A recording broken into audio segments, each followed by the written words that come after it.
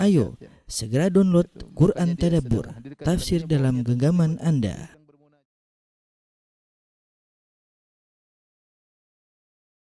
Bismillahirrahmanirrahim. Assalamualaikum warahmatullahi wabarakatuh. Alhamdulillahi ala ihsanih wa syukru lahu ala taufiqihi wa amtinanih wa asyhadu an la ilaha illallah wahdahu la syarika lahu ta'ziman li sya'ni wa asyhadu anna Muhammadan abduhu wa rasuluhu da'ila ridwanih. Allahumma salli alaihi wa ala alihi wa ashabihi wa ikhwani. Para ikhwan dan akhwat, para jamaah Masjid Tarbiyah Cilandak yang dirahmati oleh Allah Subhanahu wa taala. Kita lanjutkan bahasan kita tentang sirah Nabi sallallahu alaihi wasallam dan kita sekarang masih menuju ke perang Khandaq. Perang Khandaq terjadi pada tahun 5 Hijriyah. Dan pada pertemuan terakhir kita sudah jelaskan tentang pernikahan Nabi dengan Ummu Salamah dan itu terjadi di tahun 4 Hijriyah. Ada satu peristiwa sebelum kita menyampaikan tentang kisah pernikahan Nabi sallallahu alaihi wasallam dengan Zainab binti Jahsh. Ada peristiwa terjadi yaitu di bulan Rabiul Awal tahun 5 Hijriyah. Kita masuk pada tahun 5 Hijriyah tentang Ghazwat Daumatil Jandal, perang Daumatil Jandal ya. Daumatil Jandal adalah suatu kota yang terletak di sebelah utara kota Madinah, yaitu menuju ke negeri Syam. Jadi kalau kita berjalan dari Madinah kemudian menuju ke utara akan melewati Khaybar, setelah melewati Khaybar akan melewati Tabuk ya. Tabuk itu sudah sekitar 700 kilo dari kota Madinah. Sebelah kanannya ada Daumatul Jandal yang mungkin kira-kira jaraknya dari kota Madinah sekitar 800 km kira-kira ya. Dan inilah perjalanan perang yang terjauh yang pertama kali dilakukan oleh Nabi sallallahu alaihi wasallam dan para sahabat. Dan ketika itu Nabi juga ikut keluar ya. Nabi juga ikut keluar ya. Dan ini bedanya antara ghazwah dengan sariyah. Kalau sariyah itu Nabi tidak ikut keluar dalam pasukan tersebut. Tapi kalau ghazwah ya ghazu maka Nabi sallallahu alaihi wasallam ikut keluar dalam pasukan tersebut. Adapun sebab terjadinya perang ini ya, Nabi sallallahu alaihi wasallam mendapat kabar dari mata-mata Nabi sallallahu alaihi wasallam ya, sumber-sumber berita bahwasanya di kota Daumatul Jandal telah berkumpul banyak orang ya. Mereka bahkan berbuat zalim. Kalau ada yang lewat situ mereka rampas, mereka rampok orang-orang lewat di kota tersebut. Bahkan mereka berniat untuk menyerang kota Madinah. Mereka berniat untuk menyerang kota Madinah. Karena mereka sudah berniat untuk menyerang kota Madinah, maka Rasulullah SAW pun akhirnya berangkat ingin menyerang mereka terlebih dahulu. Maka Rasulullah SAW berangkat dengan kaum muslimin ya. Kemudian Nabi istakhlaf, yaitu menjadikan pengganti beliau di kota Madinah Sibak bin Ghurfutah Al-Ghifari. Ya, kemudian Rasulullah SAW berangkat dengan 1000 orang. Maka ini adalah perjalanan terjauh pertama kali yang ditempuh oleh Nabi SAW ke arah negeri Syam untuk menyerang mereka. Maka model perjalanan yang dilakukan oleh Nabi SAW yaitu para Nabi dan para sahabat berjalan di malam hari agar tidak ketahuan. Kalau siang mereka bersembunyi, tidak melakukan gerak-gerik, sembunyi, diam atau bercamp suatu tempat. Kemudian malamnya berjalan lagi. Siangnya bercamp agar tidak ketahuan. Terus demikian. Karena mata-mata di mana-mana ada, itu masa peperangan. Ya, sampai akhirnya mereka mendekati kota Daumatul Jandal. Ketika sudah sampai dekat kota Daumatul Jandal, maka atau daerah Daumatul Jandal, maka kemudian Nabi SAW menyerang penggembala-penggembala mereka. Kemudian Rasulullah SAW merampas hewan-hewan mereka ya. Kemudian juga penggembala-penggembalanya pada kabur ya. Akhirnya tatkala mereka mendengar bahwasanya Rasulullah dan 1000 pasukan sudah sampai di kota Daumatul Jandal, mereka pun kabur. Dan Nabi sampai di lokasi mereka. Kemudian Rasulullah SAW para sahabat berdiam beberapa hari. Kemudian Rasulullah SAW mengirim pasukan-pasukan kecil saraya untuk mengecek mereka. Ternyata mereka sudah kabur dan tidak berani melawan kaum muslimin. Akhirnya Rasulullah SAW pun pulang ya. Tapi ini peristiwa diabadikan dengan nama Ghazwatu Daumatil Jandal ya, karena Rasulullah SAW ikut keluar bersama pasukan. Dan inilah ghazwah pertama kali yang jauh, peperangan yang sangat jauh dari Madinah, sekitar 800 km ya, 700-800 km menuju ke negeri Syam ya. Menuju ke negeri Syam. Sedikit lagi mungkin perjalanan 5 hari sudah sampai ke Syria, ke Damaskus ya. Menunjukkan ini perjalanan yang sangat jauh. kemudian juga menggentarkan mereka orang-orang yang sampai jauh ingin menyerang kota Madinah menjadi gentar karena ternyata pasukan kaum muslimin sampai di sana. Ini membuat kabilah-kabilah lain yang kecil-kecil ingin menyerang berpikir 2 kali atau berpikir 1000 kali, karena kalau sampai kabar mereka ingin menyerang kota Madinah, bisa jadi Rasulullah SAW dan para sahabat datangi mereka dahulu sebelum mereka menyerang kota Madinah.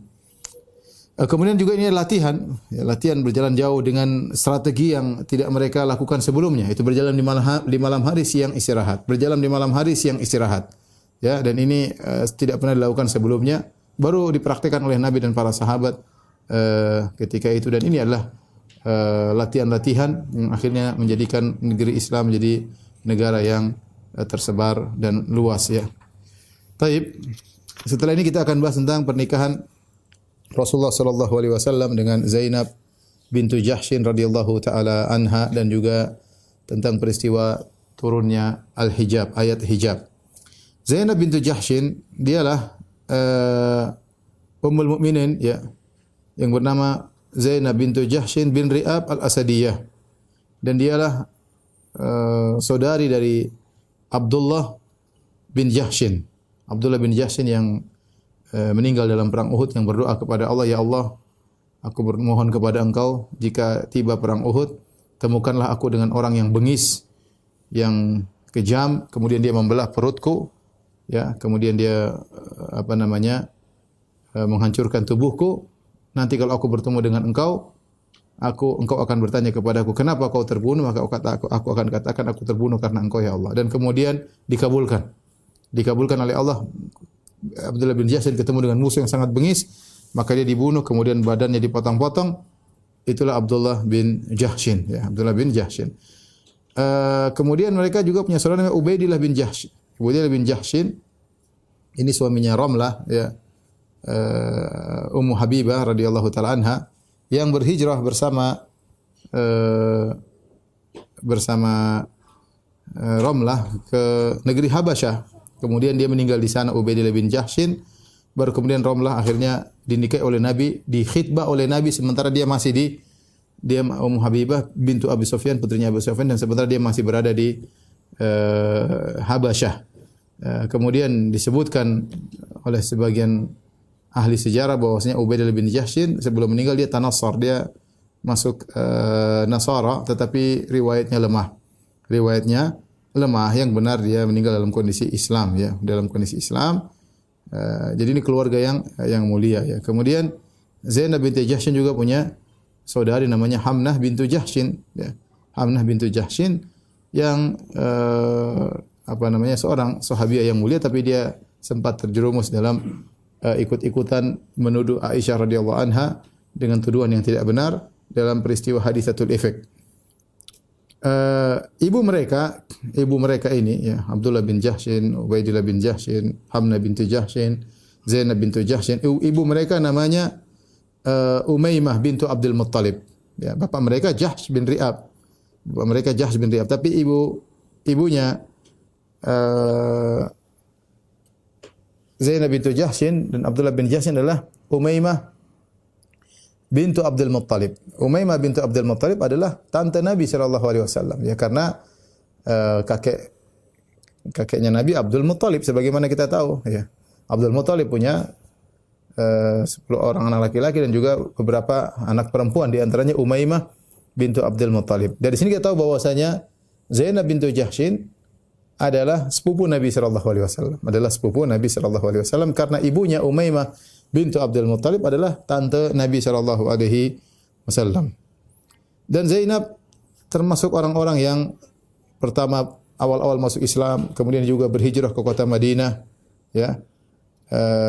Bagaimana kisah pernikahan Zainab bintu Jahsyin dengan Nabi sallallahu alaihi wasallam? Para pemirsa yang dirahmati oleh Allah Subhanahu wa taala, sebelum Zainab menikah dengan Nabi sallallahu alaihi wasallam, Zainab bintu Jahsyin menikah dengan maulanya Nabi sallallahu alaihi wasallam. Maula itu adalah budak Nabi yang Nabi bebaskan, Nabi merdekakan. Namanya maula Rasulullah, yaitu disebut maulanya fulan. Maulanya fulan bisa artinya budak, bisa jadi artinya orang yang dibebaskan, ya, oleh dia. Dahulunya budak kemudian dimerdekakan. Kita tahu tentang Zaid bin Harithah. Zaid bin Harithah adalah budak yang dibeli oleh Hakim bin Hizam kemudian dihadiahkan kepada Khadijah bintu Khuwailid, istrinya Nabi SAW. Kemudian akhirnya Khadijah menghadiahkan Zaid bin Harithah kepada Nabi SAW. Zaid bin Harithah bin Syarahbil.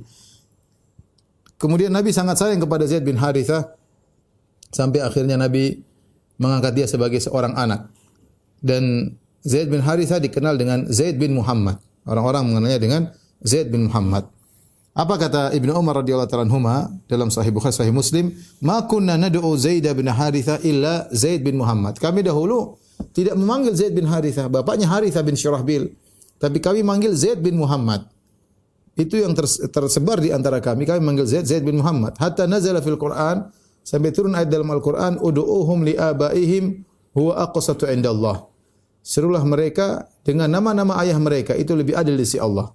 Maka sejak itu nama diganti kembali menjadi Zaid bin Harithah. Asalnya Zaid bin Muhammad, tapi Allah melarang tabanni, melarang anak angkat anak kemudian nasabnya dinisbahkan kepada bapak angkat, tidak boleh.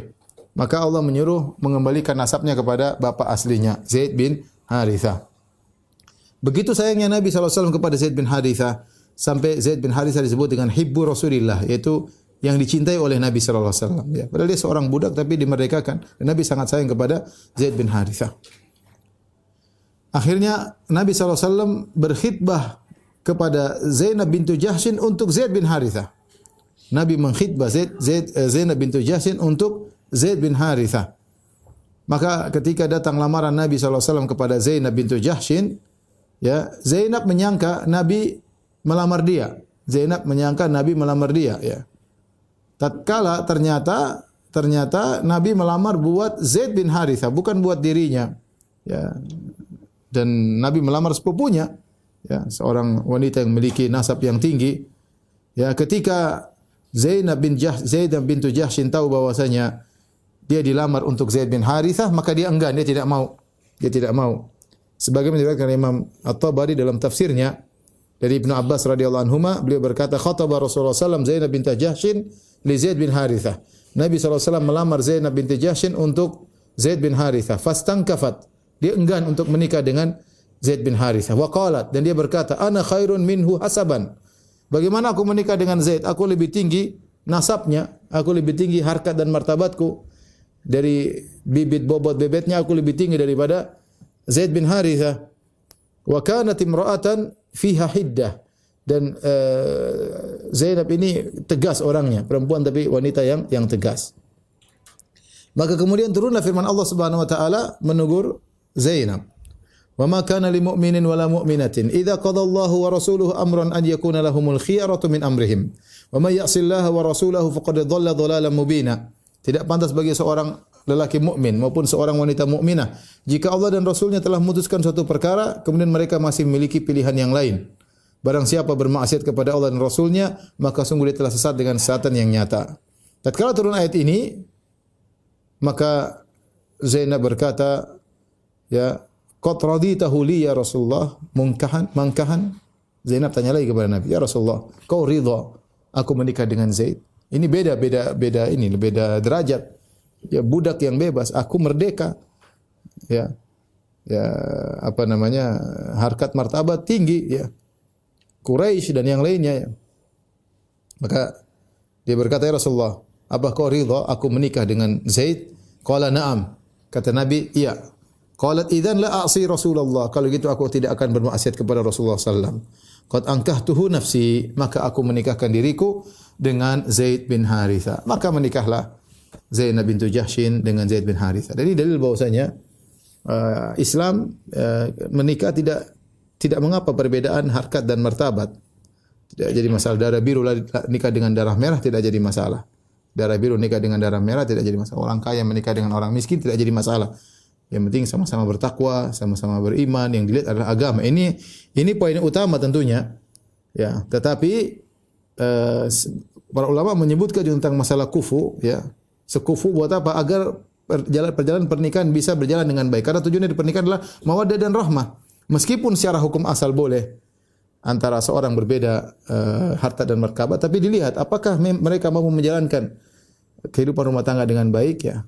Karena bisa jadi seorang misalnya menikah dengan seorang yang martabatnya terlalu tinggi sementara dia tidak punya apa-apa, akhirnya dia jadi bahan gunjingan keluarga wanita misalnya dan yang lainnya, maka ini juga perlu diperhatikan. Kalau seandainya halangan-halangan ini tidak ada, maka hukum asalnya menikah dengan orang yang berbeda harkat dan martabat selama beriman, maka tidak jadi masalah. Sebagaimana Zaid menikah dengan Zainab bintu Jahsyin yang tentu berbeda antara kedudukan Zainab dengan Zaid bin Harithah. Maka menjadilah mereka berdua menjalani kehidupan rumah tangga hampir setahun. Hampir setahun. Rupanya kehidupan pernikahan tidak seperti yang diharapkan. Ya.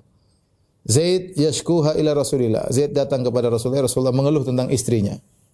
Dalam riwayat disebutkan innaha kanat tu'dhihi bilisaniha, bahwasanya Zainab kadang menyakiti hati Zaid dengan lisannya. Ya, dan dia merasa tinggi di hadapan Zaid dengan nasabnya dan hasabnya dan kelihatannya tidak bisa dipaksakan kehidupan rumah tangga demikian. Dan ini yang saya katakan tadi, hukum asalnya menikah yang penting sama-sama beriman maka tidak jadi masalah. Tetapi terkadang ada faktor lain yang kita harus perhatikan, ya. Apakah seorang laki yang misalnya terlalu kaya kemudian istrinya miskin, apakah bisa menjalani kehidupan rumah tangga berkaitan dengan keluarga besarnya, itu harus dipandang lagi, dilihat. Tapi kalau seandainya gap-gap itu semua hilang, maka tidak jadi masalah, ya, tidak jadi masalah. Betapa banyak laki miskin menikah dengan wanita kaya kemudian kehidupan bahagia, dan betapa banyak juga sebaliknya laki kaya dengan wanita miskin hidup bahagia. Tetapi kalau dikhawatirkan dengan adanya kita melihat tabiat keluarga besar, tabiat keluarga kita, kemudian tabiat yang kita mau nikahi misalnya ternyata tidak cocok, maka perlu dilihat kufu tadi.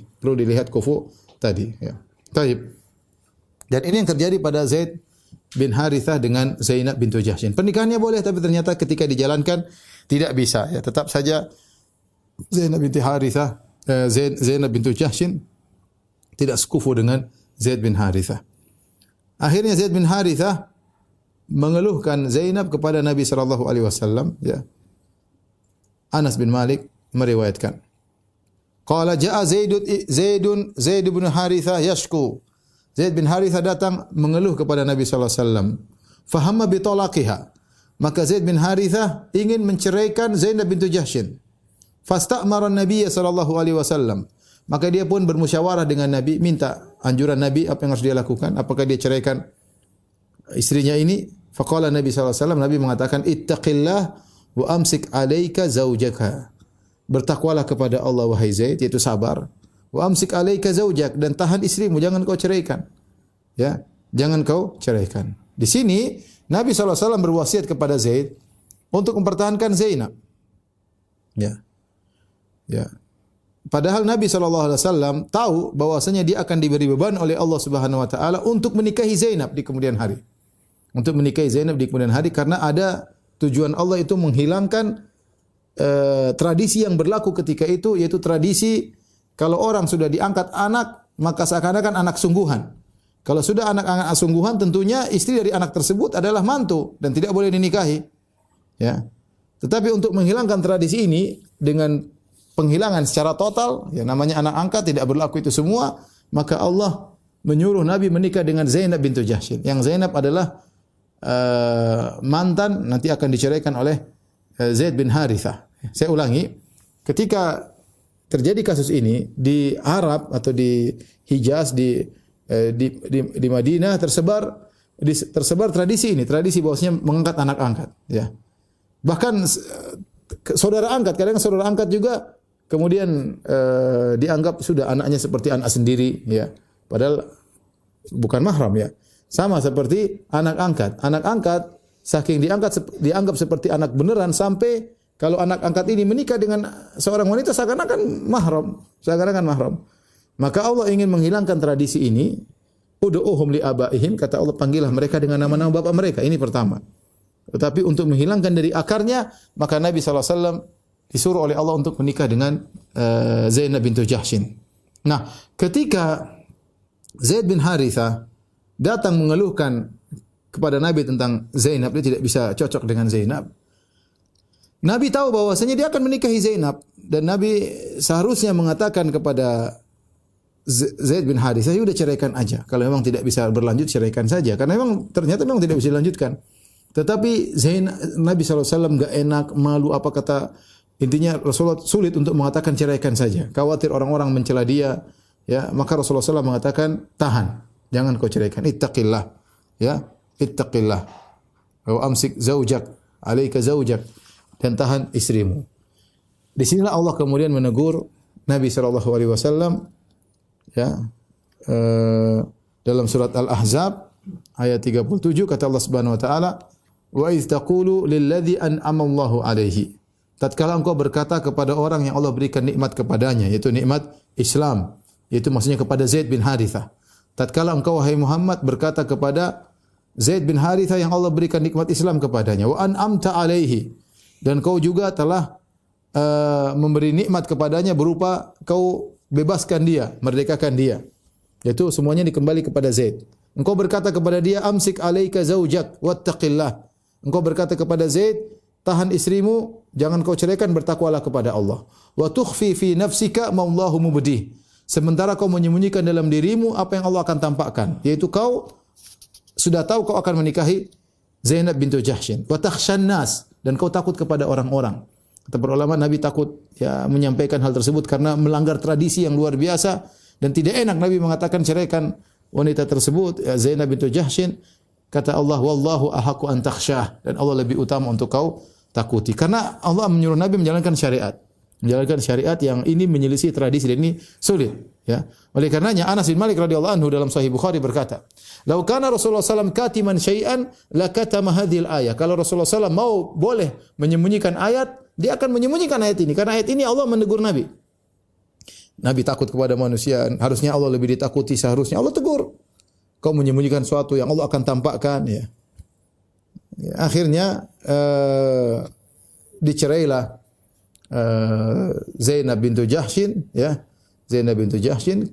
Kemudian setelah masa iddah selesai, qadha minha Zaidun wataran zawajnakaha, maka Allah pun menikahkan Nabi dengan Zainab bintu Jahsyin, ya.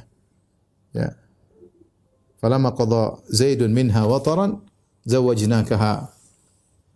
Tatkala Zaid sudah menceraikan Zainab dan sudah habis masa iddahnya, kami nikahkan engkau dengan Zainab likay la yakuna 'alal mu'minina harajun fi azwaji adiyaihim idza qadha minhunna watara.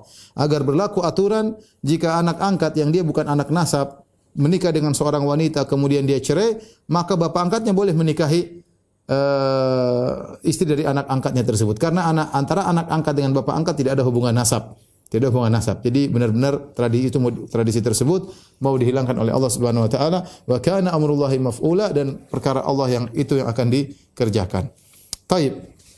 Ketika Zainab masa iddahnya sudah selesai, maka Rasulullah SAW pun menikahi Zainab. Ya, bagaimana kisahnya? Ya. Kisahnya tatkala masa iddahnya Zainab selesai, Rasulullah SAW berkata kepada Zaid, kepada mantan suaminya Zainab. Karena Rasulullah sangat dekat dengan Zaid bin Harithah. Idhab fadhkurha alayya. Wahai Zaid, saya utus kau, pergilah kepada Zainab. Dan Zainab tidak tahu apa tentang hal ini. Tidak menduga bahwasanya Nabi akan menikahi dia. Dia tidak menduga sama sekali. Mungkin tidak cocok dengan suaminya, cerai. Ya, tiba-tiba Allah perintahkan Nabi untuk menikah dengan Zainab. Maka kata Nabi kepada Zaid, idhab fadhkurha alayya. Wahai Zaid, pergilah kau kepada Zainab dan lamarlah untukku. Zaid berjalan, fantalaqa hatta ataha. Kata Anas bin Malik, Zaid pun berjalan menuju bekas istrinya, mantan istrinya Zainab. Mau dia lamar untuk Nabi sallallahu alaihi wasallam. Dahulu Nabi lamar buat dia, sekarang dia mau lamar buat Nabi sallallahu alaihi wasallam. Wa hiya tukhammiru ajinaha. Sementara Zainab, ini belum turun ayat hijab, ya. Zainab sedang mengolah adonan rotinya, mengolah. Apa kata Zaid? Falamma ra'aituha 'azumat fi sadri. Tatkala aku melihat Zainab, sudah lama tidak melihat, ini masa iddah sudah selesai, mungkin 3 bulan lama. Ketemu lagi, ya. Tatkala aku melihat Zainab, kata Zaid, 'azumat fi sadri, maka aku merasa sangat karismatik di mataku. Aku sangat menghormati dia. Hatta ma astati'u an anzura ilaihi, sampai aku tidak mampu untuk melihat Zainab. Kenapa? Karena Zaid tahu ini bakalan dinikahi oleh Rasulullah sallallahu alaihi wasallam. Ini bakalan jadi ummul mukminin. Padahal tadi bekas istrinya. Tapi karena dia tahu ini bakalan dinikahi oleh Nabi sallallahu alaihi wasallam, maka dia pun memandang Zainab dengan penuh penghormatan sampai aku tidak mampu melihatnya, kata Zaid. Ya. Anna Rasulullah sallallahu dzakara, karena Rasulullah sallallahu sudah melamar dia. Fa wallaituha dhahri wa nakastu ala akhi bihi. Maka aku pun balik badanku. Jadi dia tidak ingin lihat, dia berjalan mundur. Ya. Jadi jalan mundur menuju Zainab. Dia tadi begini, dia balik, kemudian dia jalan mundur menuju Zainab karena ingin bicara dengan Zainab. Maka dia berkata, "Ya Zainab, wahai Zainab, abshiri arsalani Rasulullah sallam yadhkuruki." Bergembiralah wahai Zainab, Rasulullah mengutusku untuk melamarmu, mengkhidbahmu. Apa kata Zainab? Dia lagi bikin adonan roti. Dia berkata, "Ma ana bisani'atin syai'an hatta u'amira Rabbi azza wa jalla." Aku tidak akan beri keputusan sama sekali sampai aku istikharah dulu. Luar biasa. Wanita salehah, ya. Tunggu dulu, saya mau istikharah, kata dia. Faqamat ila masjidiha, maka dia pun pergi ke tempat biasa dia salat di rumahnya, disebut dengan masjid rumah, musalla rumah. Itu tempat yang biasa untuk dijadikan salat, disebut dengan musalla atau masjid rumah. Bukan masjid, tapi tempat yang biasa digunakan untuk salat. Maka dia pun salat, minta petunjuk kepada Allah Subhanahu wa taala. Maka turunlah firman Allah Subhanahu wa taala, "Falamma qada Zaidun minha wataran zawwajnakaha." Tatkala masa iddah dari Zainab sudah selesai dan segala urusan antara Zaid dengan Zainab sudah selesai, zawwajnakaha, kami pun menikahkan engkau dengannya, ya. Jadi yang menikahkan Nabi dengan Zainab adalah Allah Subhanahu wa taala. Allah Subhanahu wa taala. Ya. Oleh karenanya, setelah turun ayat ini, Nabi SAW langsung bertemu dengan Zainab tanpa izin-izin lagi. Sudah selesai, Allah sudah nikahkan. Tidak pakai wali-wali, tidak pakai macam-macam, langsung nikahkan langsung. Makanya Zainab radhiyallahu anha, Zainab bintu Jahsyin, kadang berbangga di hadapan istri-istri Nabi yang lain. Zainab berkata, zawwajakunna ahalikunna wa zawwajani Allah taala min fawqi sab'i samawat. Apa kata Zainab bintu Jahsyin? Ini perkataan Zainab dalam Sahih Bukhari. Dia berkata, ya, dalam bab wa kana arsyuhu 'alal ma', ya, dalam kitab tauhid, dalam bab bahwasanya arsy Allah di atas air. Zainab berkata kepada istri-istri Nabi yang lain, "Kalian wahai istri-istri Nabi, kalian dinikahkan oleh keluarga kalian, wali-wali kalian. Entah bapak, entah kakak, entah apa, pokoknya keluarga kalian menikahkan kalian. Adapun aku, zawwajani Allah taala, Allah menikahkan aku langsung min fawqi sab'i samawat, di atas langit yang 7." Akidah, ya, akidah maksudnya Allah di atas langit. Ya, dan ini dibanggakan oleh Zainab bintu Jahsyin radhiyallahu taala anha, ya. Inilah cerita tentang kisah pernikahan antara Zainab dengan Nabi sallallahu alaihi wasallam dalam rangka untuk menghilangkan tradisi yang berlaku, ya. Jadi ada dua manfaat. Yang pertama bahwasanya pernikahan antara seorang yang berbeda nasabnya, ya, darah biru atau darah merah boleh-boleh saja, yang penting agamanya benar. Tapi tadi saya katakan harus dilihat juga masalah kufunya. Apakah sekufu atau tidak. Ya, karena supaya pernikahan berjalan dengan baik, tapi hukum asalnya boleh. Hukum asalnya boleh. Yang kedua dalam rangka untuk menghilangkan tradisi yang sedang berjalan di masyarakat dengan Allah menyuruh Nabi SAW menikah dengan bekas istri atau bekas istri anak-anak angkatnya. Adapun riwayat yang tersebar di sebagian buku tafsir yang menyebutkan Nabi ketika Zainab menikah dengan Zaid, maka Nabi jatuh cinta sama Zainab. Ini riwayat semua dhaif. Dhaif. Diriwayatkan oleh perawi-perawi yang dhaif, kemudian bermuara juga kepada Al-Waqidi matruk. Ditinggalkan oleh para ahli hadisnya, dia matruk, jadi dhaifnya sangat parah, ya. Kalau dia meriwayatkan hadis maka disebut dengan dhaifnya sangat parah, ya. Yang mengatakan Nabi ketika Zaid menikah dengan Zainab, maka Nabi sudah suka dengan Zainab tapi dia sembunyikan perkara tersebut. Ya, ini tidak benar, ya. Yang benar bahwasanya Allah yang menyuruh Nabi menikah dengan Zainab, ya. Allah. Dan ini juga dalil bahwasanya terkadang wa asa antakrahu syai'an wa huwa khairul lakum. Bisa jadi kau benci sesuatu ternyata baik bagimu. Nabi yang menyuruh, Allah dan Rasul yang menyuruh Zainab menikah dengan Zaid, ya. Dia tidak suka tapi kalian nurut kepada perintah Allah Subhanahu wa taala, perintah Rasulullah SAW. Ternyata di balik itu ada rencana Allah yang terbaik bagi Zainab, yaitu dia akan menjadi ummul mukminin, menikah dengan Rasulullah sallallahu alaihi wasallam. Maka ketika menikah dengan Zainab, Rasulullah SAW bikin walimah. Rasulullah SAW bikin walimah, kemudian dengan daging dan roti. Dan disebutkan Rasulullah SAW tidak pernah membuat walimah lebih hebat daripada walimahnya Zainab bintu Jahshin. Ya. Kata Anas radhiyallahu anhu, ma aulama Rasulullah SAW ala mra'atin min nisa'ihi akthar wa afdal mimma aulama ala Zainab.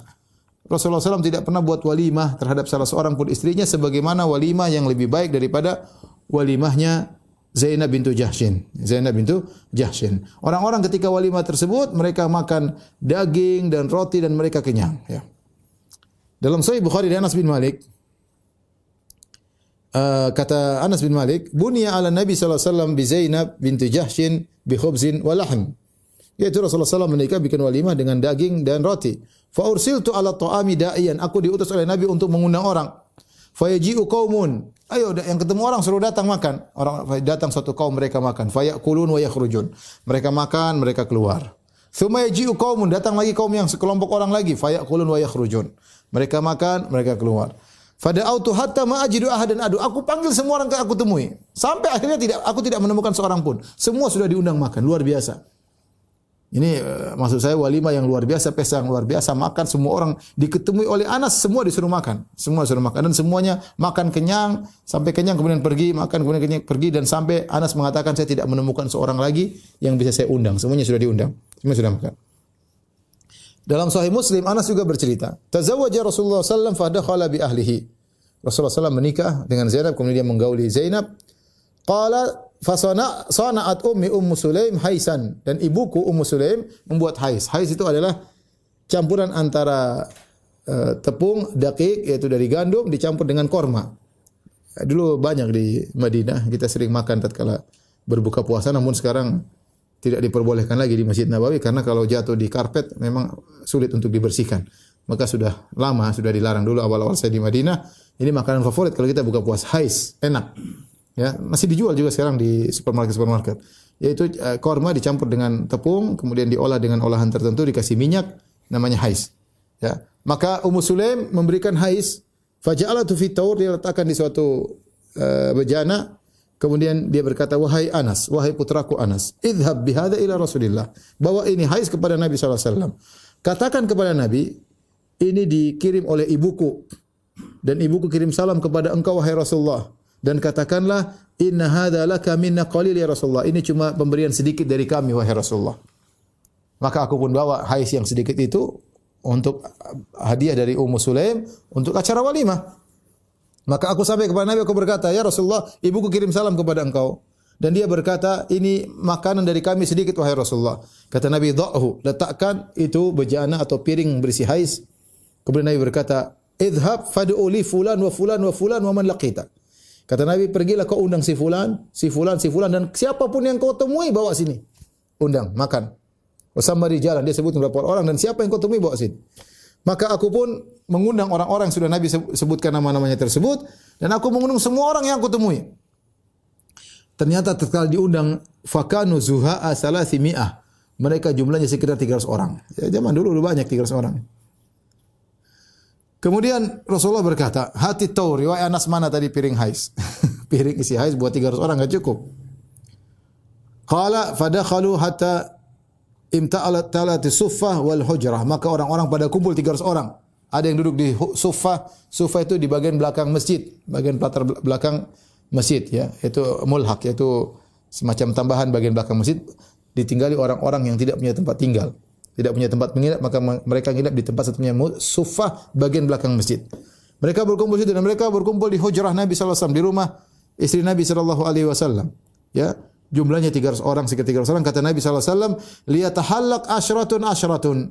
Hendaknya 10 orang duduk berkelompok 10 orang. Wal ya'kul kullu insanin mimma yalih. Kata Nabi, ingat, makan yang di depannya. Ya. Aturan makan 10 orang dan makan di depannya. Jangan loncat-loncat tangan ya, makan di depannya. Fa akalu hatta syabi'u. Ternyata hais yang sedikit tadi cukup bagi mereka. Mereka makan sampai kenyang. Fa kharajat ta'ifatun wa dakhala ta'ifatun. Sebagian datang sudah kenyang keluar, ganti lagi kelompok yang lain sudah kenyang keluar. Hatta akalu kullum, sampai semuanya makan. Kemudian Rasulullah berkata, "Ya Anas irfa." Wahai Anas, angkat itu piring yang berisi hais. Kata Anas, "Fama adri hina wada'tu kana akthar am hina rafa'tu." Aku tidak tahu. Aku lihat haiznya lebih banyak mana. Waktu aku taruh pertama kali atau sekarang aku angkat, mana lebih banyak saya tidak tahu. Artinya ini adalah mukjizat Nabi sallallahu alaihi wasallam, makanan yang sedikit menjadi banyak. Kemudian terjadi juga peristiwa turunnya ayat yang memerintahkan istri Nabi untuk berhijab. Disebutkan ya, ketika mereka datang makan bersama Nabi sallallahu alaihi wasallam, ya, sebagian sudah pergi, sebagian orang masih tetap di situ. Ngobrol-ngobrol, yatahaddatsun, mereka ngobrol-ngobrol, sebagian sahabat ngobrol di rumah Nabi sallallahu alaihi wasallam. Rasulullah SAW duduk menunggu mereka. Sementara istrinya balik muka, enggak mau dilihat oleh mereka. Malulah ini perempuan, kemudian dia balik ngobrol, ya. Dia menghadapkan wajahnya ke tembok, ya. Waktu itu belum turun ayat hijab. Maka Rasulullah SAW merasa berat menghadapi sahabat-sahabat, ya.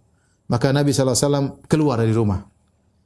Kemudian Nabi balik. Maksudnya Nabi keluar supaya mereka keluar juga. Nabi mau bilang, keluar kalian. Nabi pemalu. Ya, Rasulullah pemalu. Rasulullah SAW enggak bisa bilang, keluar kalian. Rasulullah SAW kasih syarat saja. Beliau keluar. Sebentar balik lagi. Ternyata masih di situ orang-orang. Mereka masih ngobrol. Rasulullah SAW bingung. Gimana caranya? Ya. Kemudian Rasulullah SAW bikin kondisi seakan-akan dia mau berdiri. Pergi keluar. Tapi mereka tidak juga berdiri. Meninggalkan rumah. Sebagian mereka sadar, oh, kayaknya kita harus pulang. Sebagian mereka keluar, sebagian mereka masih tetap ngobrol. Masih tetap ngobrol. Akhirnya Rasulullah SAW keluar, ya. Rasulullah ingin mereka, ini privasi Nabi SAW, sudah cukup makan-makan, jangan terus berkelanjutan. Ya, Rasulullah SAW ingin sama istrinya, ingin ngobrol sama istrinya, atau privasi yang lain. Akhirnya Rasulullah SAW pergi menjenguk istrinya yang lain. Dia pergi kepada istrinya Aisyah radhiyallahu anha. Kemudian Rasulullah berkata, "Assalamualaikum ahlal bait wa rahmatullah." Assalamualaikum wahai istriku. Waalaikumsalam, kata Aisyah radhiyallahu taala anha. Kaifa wajadta ahlak? Bagaimana kau dapati suamimu? Barakallahu lak. Ya, fataqarra Rasulullah sallallahu alaihi wasallam, maka dia memuji, dia mengatakan semoga Allah memberkahi engkau ya Rasulullah. Maka Rasulullah pun gembira, ya, karena ternyata Aisyah memuji Nabi sallallahu alaihi wasallam atau mendoakan Nabi sallallahu alaihi wasallam. Kemudian Rasulullah pun pergi ke istri satu-satu. Mendatangi untuk balik lagi ke rumahnya tadi. Datang satu-satu dan semuanya menjawab dengan jawaban yang sama, ya. Kemudian Rasulullah SAW balik ke rumahnya, yang situ ada Zainab. Ternyata masih ada dua orang di situ ngobrol. Tatkala Rasulullah SAW melihat dua orang itu masih ada, Rasulullah SAW pergi lagi, ya. Rasulullah SAW malu, ya. Ketika dua orang ini melihat Nabi datang lagi, ya, pergi dari rumahnya, ya, maka mereka pun segera pergi. Nabi baru datang, lihat dua orang masih, Nabi pergi lagi, maka mereka pun segera keluar. Akhirnya Anas bin Malik radhiyallahu ta'ala anhu masuk ke dalam rumah bersama Nabi sallallahu alaihi wasallam, karena Anas punya hubungan dekat dengan Nabi, dia khadim Rasulullah sallallahu alaihi wasallam, membantu Rasulullah sallallahu alaihi wasallam. Maka kemudian Rasulullah SAW pasang sitar antara Anas dengan Zainab, ya, maka turunlah ayat hijab. Ayat hijab tersebut yaitu, ya ayyuhalladzina amanu la tadkhulu buyutan nabi illa an yu'dzana lakum. Wahai orang yang beriman, ya, janganlah kalian masuk ke rumah-rumah Nabi kecuali kalian diizinkan. Ila ta'amin ghairi nadhirin, kalian diizinkan untuk makan di rumah Nabi tanpa harus menunggu masak, ya. Sudah kalau waktunya masak baru makan, jangan sejak datang, sejak dimasak sudah duduk ngobrol dan seterusnya. Walakin idza du'itum fadkhulu, kalau kalian diundang maka datang. Fa idza ta'imtum, kalau kalian selesai makan, fantashiru, pergilah kalian, jangan duduk di situ terus. Wala musta'nisina li hadis, jangan kemudian ngobrol-ngobrol terus, ya. Inna dzalikum kana yu'dhin nabiyya sallallahu alaihi wasallam fayastahyi minkum. Inna dzalikum kana yu'dhin nabiyya fayastahyi minkum. Perbuatan kalian itu setelah makan masih ngobrol-ngobrol mengganggu Nabi sallallahu alaihi wasallam, dan Nabi malu kepada kalian. Wallahu la yastahyi minal haq. Adapun Allah tidak malu untuk menyampaikan kebenaran. Wa idza sa'altumuhunna mata'an. Turun ayat ini. Kalau kalian minta kepada istri-istri Nabi suatu barang, suatu perkara, ada keperluan sama istri-istri Nabi, fas'aluhunna mi wara'i hijab, maka mintalah kepada istri Nabi di balik hijab. Dzalikum atharu liqulubikum wa qulubihin. Dan itu lebih suci bagi hati-hati kalian dan hati-hati istri-istri Nabi sallallahu alaihi wasallam. Dan ini dalil bahwasanya masing-masing orang punya privasi. Kalau kita bertamu harus tahu diri. Ya, kalau tamu kita sudah kelihatan gelisah, berarti dia pingin kita pulang, ya. Jangan husnudzon, enggak, dia masih pingin ngobrol. Waktunya pulang-pulang, ya. Kalau tamunya sudah ngobrol, udah mulai ngantuk, mulai baring begini, kita masih ngobrol terus, ya salah. Sudah saatnya berarti tamu ini ingin istirahat, tuan rumah ingin istirahat. Ya, kemudian kita tidak pulang-pulang, ini tentu kurang adab ya, karena masing-masing orang punya privasi. Kita punya waktu, dia juga punya waktu untuk keluarganya, maka secukupnya kemudian kita minta izin pulang ya. Sampai Allah turunkan ayat tentang adab seperti ini. Baik, para pemirsa yang dirahmati Allah Subhanahu wa taala. Sebelum turun ayat hijab, Umar bin Khattab radhiyallahu taala anhu adalah salah seorang sahabat yang pingin turun ayat hijab. Makanya disebutkan di antara karomahnya Umar bin Khattab, beberapa idenya disetujui oleh Allah Subhanahu wa taala. Beberapa idenya disetujui oleh Allah. Di antaranya ide tentang turun ayat hijab. Ya. Umar berkata, "Ya Rasulullah, yadkhulu alaikal bar wal fajir." Sebelum turun ayat ini Umar pernah berkata, "Wahai Rasulullah, sungguhnya masuk menemuimu ada orang baik, ada orang buruk. Falau amarta ummahatil mu'minin bil hijab." Seandainya istrimu disuruh berhijab, berhijab, ya, maka turunlah ayat hijab ya. Dalam riwayat yang lain disebutkan bahwasanya istri-istri Nabi kunna yakhrujna bil lail idza tabarrazna ila al manasi' wa huwa sa'id afyah. Dahulu istri-istri Nabi sebelum dibuat toilet sekitar rumah, mereka kalau buang hajat, mereka pergi ke manasi', tempat yang agak jauh, yang terbuka, yang agak rendah untuk buang hajat. Ya. Umar berkata kepada Nabi, "Ihjib nisa'ak." Ya Rasulullah, suruh istri-istrimu untuk berhijab. Falam yakun Rasulullah SAW yaf'al, tapi Rasulullah SAW tidak menjalankan karena belum ada perintah dari Allah Subhanahu wa taala. Sampai satu hari keluarlah Saudah bintu Zam'ah, Saudah istri Nabi sallallahu alaihi wasallam, keluar pingin buang hajat ya. Dan dia seorang wanita yang tinggi. Meskipun di malam hari, maka Umar teriak, "Ala qad arafnaki ya Saudah." Wahai Saudah, saya tahu itu engkau ya. Buat apa Umar mengatakan demikian? Maksudnya agar Nabi menyuruh istrinya berhijab. Artinya Umar tidak ingin istri Nabi lihat orang. Umar tidak ingin istri Nabi sallallahu alaihi wasallam dilihat, istri Nabi lihat orang karena Umar tahu bagaimana kehormatan Rasulullah SAW. Tapi Rasulullah SAW tidak bisa mewajibkan hijab karena belum turun ayat hijab. Sampai akhirnya ketika Umar berapa kali mengatakan demikian, turunlah ayat hijab. Demikian juga dalam riwayat yang lain disebutkan suatu hari Rasulullah SAW makan bersama Aisyah, makan hais ya. Di suatu tempat ya. Famarra Umar, maka Umar pun dipanggil oleh Nabi. Umar lagi lewat, maka Nabi ayo makan bareng. Makanlah Umar bersama, ada Nabi, ada Aisyah, ada Umar. Kemudian jari Umar menyentuh jari Aisyah radhiyallahu anha. Maka Umar berkata his, artinya Umar tidak sengaja dan dia tidak ingin menyentuh. Ya. Kemudian dia berkata, "Lau uta'ifikunna ma ra'atkunna ainun." Ya. Kalau seandainya saya ditaati tentang kalian, saya ingin tidak seorang pun mata bisa melihat kalian. Artinya ingin dihijab oleh Umar. Kemudian turun ayat hijab, dan ini di antara Allah menyetujui ide Umar bin Khattab radhiyallahu ta'ala anhu. Tapi bagaimana Zainab bintu Jahsy? Zainab bintu Jahsy adalah seorang wanita mulia, seorang wanita yang disayang oleh Nabi sallallahu alaihi wasallam, begitu disayang oleh Nabi sallallahu sampai Aisyah radhiyallahu ta'ala anha berkata, "Wa hiya allati kanat tusamini." Dialah istri Nabi yang menyayangiku dalam kasih sayang di sisi Nabi sallallahu alaihi wasallam. Kata Aisyah, "Walam ara imra'atan qad khairan fid din min Zainab." Aku tidak melihat seorang wanita pun yang paling baik dalam masalah agama seperti Zainab. Wa atqalillah, dia wanita yang paling bertakwa kepada Allah. Wa asdaqa haditsan, paling jujur dalam berkata. Wa awsala lirrahim, dia seorang yang paling menyambung silaturahmi. Wa a'dhama shadaqatan, dia orang yang paling dermawan, kata Zainab.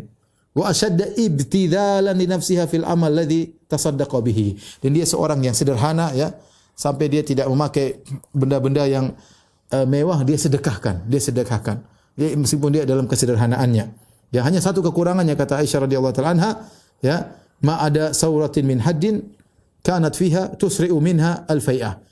Zainab orangnya tegas, gampang kalau bahasa kita gampang marah tetapi gampang hilang. Gampang marah tapi marahnya tidak lama. Begitu marah sebentar kemudian hilang, ya. Kemudian hilang. Itu aja kekurangannya. Tapi dari sisi ketakwaan, dari kejujuran, silaturahmi, sedekah sangat luar biasa. Suatu hari Nabi SAW pernah berkata kepada istri-istrinya dalam Sahih Muslim, kata Nabi, "Asra'ukunna lahaqan bi atwalukunna yadan."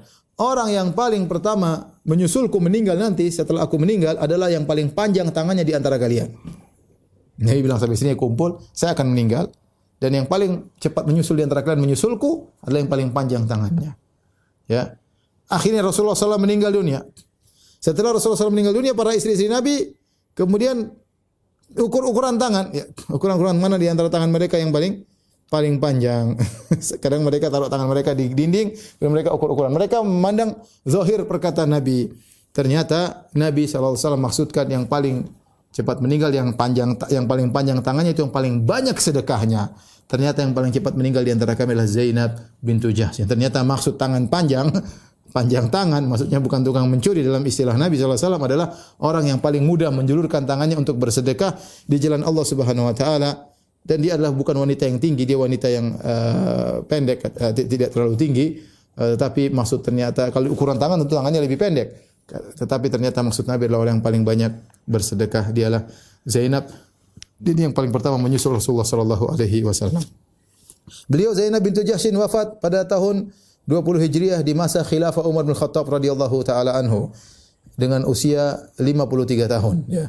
Dan inilah istri pertama Nabi yang menyusul atau meninggal setelah wafatnya Rasulullah sallallahu alaihi wasallam dan dikuburkan di Baqi' dan disolatkan oleh Umar bin Khattab radhiyallahu taala anhu. Ketika jenazahnya dibawa, Umar menyuruh orang-orang jalan di depan. Umar tidak pingin jenazah. Maksudnya gairahnya Umar luar biasa. Umar sangat menghormati istri Nabi. Maka Umar suruh orang-orang di depan, tidak ingin jenazah Zainab dilihat oleh orang-orang di belakang, ya. Ya, bahkan sempat Umar mengatakan, ya, tidak ada yang boleh keluar dan ikut jenazah Zainab kecuali yang punya hubungan kekerabatan, ya.